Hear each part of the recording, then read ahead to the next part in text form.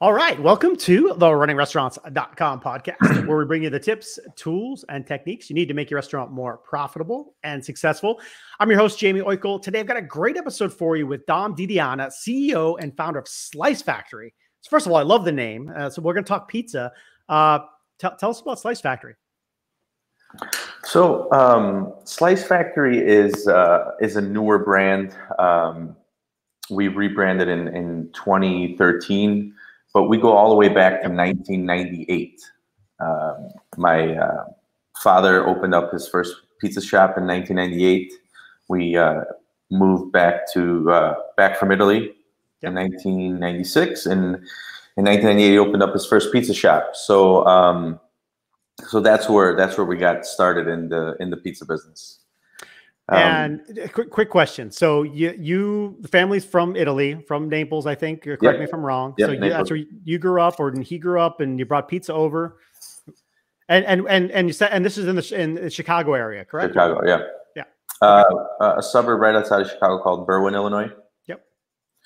So we started in 1998. At the time, I was 11. So people always ask me, how'd you get started in the business? And I literally say, well, I grew up in the business. Yeah. As starting a pizza shop, my mom and dad had 3 employees. My father ran the front of the house. He had a helper that ran the back of the house, and my mom was the delivery driver. So, yeah. And as most parents do, they recruit their kids as their first hires. And I have an older brother who's a few years older than me that he was lucky enough to get recruited first, and then I followed. So a family story, the American dream. He moved here, got his first business under his wings, and after a few years, he started seeing some success, and it took him a couple years, and like I said, he recruited his kids, and we had to do it because of necessity. But for me, I was always getting in the way. I always wanted to be involved, and I got good at it, and I learned to love it. And so as my brother got older, my dad opened up his second restaurant, and my brother took the lead on that one, and he opened that location. So then I was able to step in and take over and help operate the existing business. I was going to ask one of the first questions you asked is how long does some places expand, and they just start like that and expand, but how long between first location and second location? Sure. So 1998 was the first one, and then the second location was 3 years later. Okay. 3 years. All right. Close enough to each other to drive over? Yeah. Next town over? So the second one was in Chicago. That was about a half hour away from the existing business. Now, Chicago is a serious pizza marketplace. Oh, yeah. So what do you do there to be different, to stand out? So what made our claim to fame was we do pizza by the slice. And we cut a 28-inch pizza, and we cut it into slices.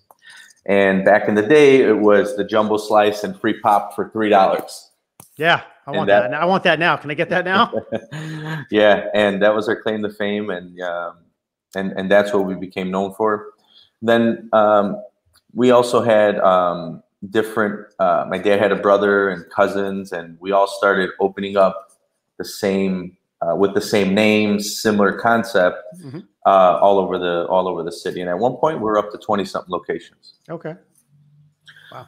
So that being said, as I got involved with the business, I took a lot of pride in what I was doing, and when it came to like quality and just consistency overall, the product. And I would get so offended every time when people would come into my family's businesses and would say how they didn't enjoy their experience at one of the other owners or relatives' locations, because I took so much pride in what I was doing.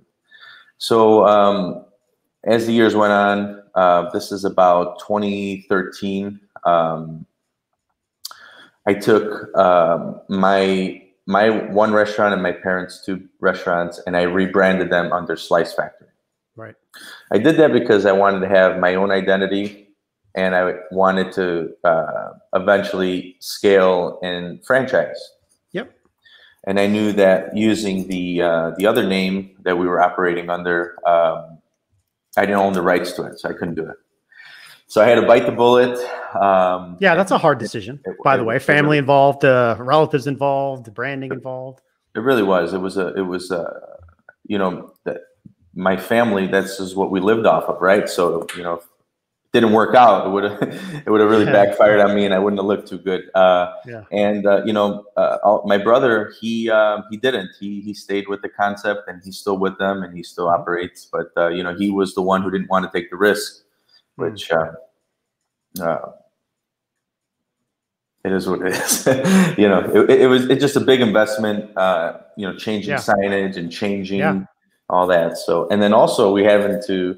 What was really difficult was we had to educate our current customers that we're the same owners, we're basically the same business, we're just changing the signage at the front. But I wanted to have a concept that focused specifically on pizza by the slice, wings, and salads.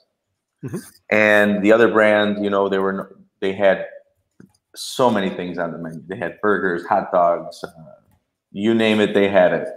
So, and I knew to scale efficiently at a large scale, we had to minimize the menu, limit everything we have. We did is we created a diverse menu, so we cross-utilized a lot of toppings. All the pizza toppings we turned into salads, and so we did that in 2013, and that went well for us. We learned a lot, and then the whole. Once we rebranded and we got the three locations stabilized, I looked into franchising. Now, little did I know, you know, I just thought that you want to franchise, you have your business, you know, you find someone who likes your concept, you work out a deal, and you know, I didn't even know they were called royalties at the time, but not that easy, right? So then I went down the rabbit hole of figuring out, well, you need a franchise disclosure documents, you need operations manuals, you need all the legal and marketing stuff. So we went down that rabbit hole, and it took 4 years. So from 2013 to 2017 to get all those documents going. If I had to redo it again, it would take a lot longer. I just didn't have the experience or the knowledge on how to do that. So 2017, I got my first franchise disclosure document ready, and then I said, all right, well, I have to start selling franchises. Well, you know, with a handful of locations, you know, I had to prove the concept. That's right. So what I did was, you know, we've been in business since 1998. So we had people working for me for 10 plus years, loyal managers and good employees. So what I started doing was I said, who would believe in me and who would buy into this concept? So I started working out. So what I did was, and I did it at one location, an employee who was working for me with 10 years, very loyal. And you know, I said, hey, do you want to be a partner of mine? I'll open the store, and you know, we'll go partnership. And we did, and that was in 2017. And after a year running it, I pitched him the idea to buy me out, and he did. So I was able to take my resources and capital back, and then I invested in another location. And then next guy in line, we did the same thing, but instead of going to partnership, you know, the rest of the business had a couple years financials, so he was able to then take out a loan and buy the business back. So I did that. I did a couple of those, and just to get the concept going, get the more brand awareness, and just build the brand and get known through the Chicagoland market. Yeah, because as you obviously would know far better than I, pizza is a crowded marketplace. There's big giant players you see on TV. There's mom and pops and so forth. And so you have the brand, and I love the name catches you right away. You know, Slice Factory, and there's a lot of places where you can't just get a slice, and let me ask you a question. You talked about a 28-inch pie. What would, and I'm thinking like a normal large pie is about 20 inches. Does that sound right? So industry standards, an extra large is about 18 to 20 inches. Mm-hmm. Yeah. Yeah. So ours, we call ours the jumbo. It's 28, and I do it 28. I can make it bigger. However, I can't. We deliver those pizzas. So the challenge we have, we sell them by the slice and we sell them whole. The challenges we have is getting them out the door into people's cars and then getting them into the customer's door. So that's why I make it 28-inch, so that way we can do volume and deliver them. Yeah, no, I'm just picturing that sucker. You can go to town there. Yeah. All right. So expansion, franchise. What do you now, as you're growing? What are you looking for in a potential franchisee? Is it experience? Is it capital? Is it both? Yeah. So opening a restaurant now is easy, right? There's so much education out there. There's so much access to capital.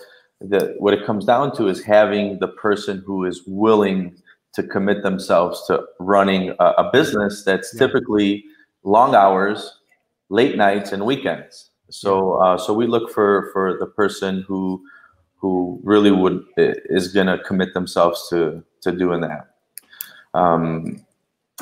To go back a little bit about what you said about the Chicago market before I forget, you said Chicago market it's one of the most dense and competitive markets in the country, and I agree with you on that. And I tell all my team and potential owners, investors, that if we can make it in Chicago, we can make it pretty much anywhere else in the country. So it's a tough competitive market, but it also keeps us on our heels and keeps us improving. The ultimate Chicago pizza guide. Like this was sent to me. There's a pizza show out of Chicago that they do in the summertime, and he sent me a copy of this, and it's no kidding around. There's a whole book about Chicago pizza, and there's a style, there's a brand there. So yeah, if you can make pizzas and survive in Chicago, you can replicate that model. Talk about your expansion. Is it just in the Chicago area now? Are you beyond that, other states? So right now we're at 13 units, 8 corporate, 5 franchise, and this year we're really focusing on our franchise development program, which is now going to the market and selling to potential franchisees. Yeah. To go back to your question, what we look for are a couple of things. We look for the operating. They must have an operating partner or be a full-time committed owner. In 2019, so our concept is pizza by the slice, the big slice. In 2019, we opened up our first location that has a slice-through. So pizza by the slice with the drive-through. Yeah. And we opened in 2019, and then in 2020, COVID happened, and our dining room shut down. So 2 of our locations at that point had the slice-throughs, and our sales immediately jumped up like 60% because no one could come in, but they were able to go through the drive-through. Right. So what we look for now is locations that have either end caps or freestanding buildings with the drive-through. Yep. And throughout COVID, the problem we were having is staffing the restaurants, right? That's correct. As the years have gone by, it just seems more difficult to hire back of the house labor. Yep. It's very hard to find people who want to do that type of work, those types of hours. So we're in the process now of building out a fully automatic pizza robot to aid that back of the house part of it. Yeah. So with the franchisees coming in, now they'll be able to focus more on team development, hospitality, where then the pizza bot fulfills the product side of it. I just got to stick there for a second. I know I've been out to a couple of food shows, and there's some robots starting to do some stuff. How much is your pizza bot going to do? Is it's going to fulfill the whole order, put the toppings on? It's just going to make the initial pie? It takes your dough ball, it stretches it. Once it stretches it, it sauces it, tops it with the cheese, all the toppings, puts it in the oven, and then takes it out, puts it in the box, cuts it, and then they're working on getting to close the box as well. All that. Yeah. Okay. Is that already is that up and running for you already, or it's coming soon? It's coming soon. Soon. Man. Yeah. Okay. It's been a project we've been working on for going on a year now. So okay. And you're right. You hit it on the head. The labor part is tough. If you can solve that, now you can focus on the service part, the marketing part, the growth without that takes away a headache. Yeah. COVID was obviously a big deal for pizza places. You guys were one of, this is not the right thing to say, but one of the few who benefited by having that quick takeout is already part of your business. Delivery is already part of your business. People needed to phone and order some, whereas fine dining had to just shut down hard and figure out how to even take phone, orders on the phone. So you probably saw that big uptake. Any other learnings from COVID that you've continued to, run the business? So I knew early on when technology started to creep in restaurants that we needed to adapt. We started seeing consumer behaviors changing, the younger generation not wanting to use the call on the phone, using the apps. So I adapted very early on. We had prior to COVID happening, we've had our mobile app that was up and running for a couple of years. Our online ordering was ready. And we were already on the third-party apps, which I don't like them, but that they're there. Part of it, yeah. So when COVID happened, we were set up and we were ready for all that digital and all that online, all those online transactions. So did we benefit? Yes, but I just think we were more prepared than other restaurants. And then those people who didn't adapt, who didn't want to accept those third-party orders and just weren't for it, they wanted to get on afterwards. And what happened was the third parties had an influx of people wanting to be on their platforms, and it just delayed, and it took them a long time to accept orders on those platforms. Crazy times. And I'm sure you saw that uptake. I'm sure you learned a lot about how to do it a little quicker, right? I know a lot of people had to learn how to, that's the thing, you already had the learnings, how to put it in a box, how to deliver it, how to make it, stay well. Those are things you already had answered, which is important. So what did we not hit? What do you want to talk about for the last couple of minutes? What about pizza? What about growth?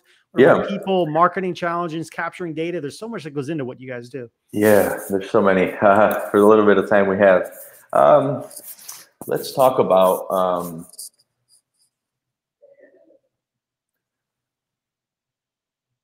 let me ask you a question. What do your listeners typically enjoy listening to? Well, I tell you, you hit on the pain point of people. People is a big deal. Yeah. Cost of goods sold and profitability is a big deal. And so maybe if you want to stay where you were for a second and talk about how tech has helped you streamline and become more profitable. I think that's absolutely.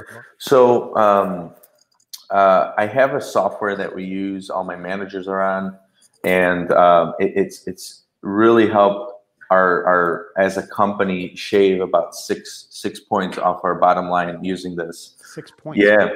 Wow. So it's an all-in-one restaurant software. Is it okay if I give the company's name out? Yeah, absolutely. I would recommend them.